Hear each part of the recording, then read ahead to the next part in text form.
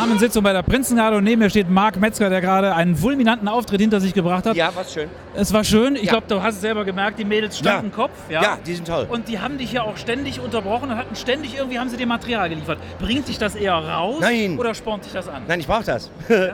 Ja, ich sag mal, ich mache das so oft, dass mir auch schnell langweilig wird. Ne? Weil ich kenne ja meinen Vortrag mittlerweile. Ich bin ja seit 2 Wochen unterwegs. Bin auch selten überrascht, was ich da so erzähle, weil ich weiß es ja. Und ich finde das toll. Es muss immer irgendwas sein. Und bei wie viel sind es? 1200, 1400? 1400? Ja, genau. Da ist immer einer, der gerade doof aufsteht.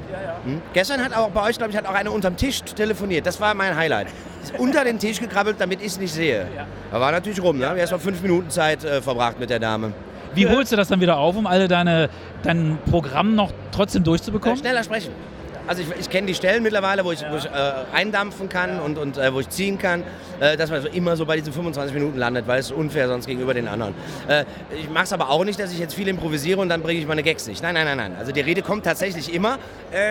Ich weiß nur nie, in welcher Reihenfolge. Ein Hauptteil deiner Rede ist ja, Karneval ist nicht mehr zeitgemäß. Ja. Jetzt hast du ja, wie viel? Eine 1,5 Woche hinter dir.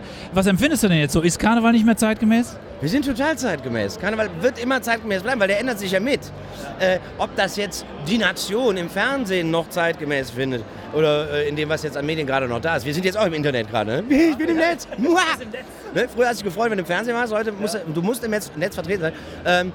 Das weiß ich nicht, aber solange das hier so bleibt, die Säle sind voll, die Leute haben Spaß an dem, was wir tun und der Karneval wird sich immer weiter verwandeln.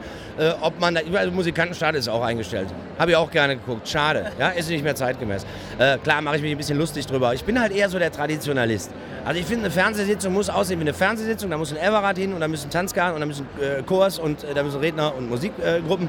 Also das muss so eine Mischung bleiben. Und es darf keine schnell geschnittene Hurra, das ist Kölner Karneval, wie wir ihn uns vorstellen, Show sein. Und wenn das den Leuten nicht gefällt, die das machen, dann machen wir ohne die. Und die Leute kommen trotzdem weiter in die Säle. Und ich meine, es passt ja auch gut zu unserem diesjährigen Dreigestirn, die ja auch sehr traditionell auftreten, die ja gesagt haben, wir machen nur Kölsch. Ne? Ja. Ich habe sie tatsächlich schon einmal gesehen jetzt. Man sieht ja keinen, ne? Man trifft sich ja nie. Aber ich habe sie einmal auf der Bühne gesehen und das ist schön Kölsch. Das ist richtig urig und das macht den Leuten Spaß. Das hört man an der Reaktion der Leute im Saal, die richtig mitgehen. Marc, ich merke, du fängst langsam an zu frieren. Das war super toll, mit dir zu sprechen. Vielen Dank, dass du dir die Zeit genommen hast. Gerne. Und viel Erfolg heute noch. Dankeschön.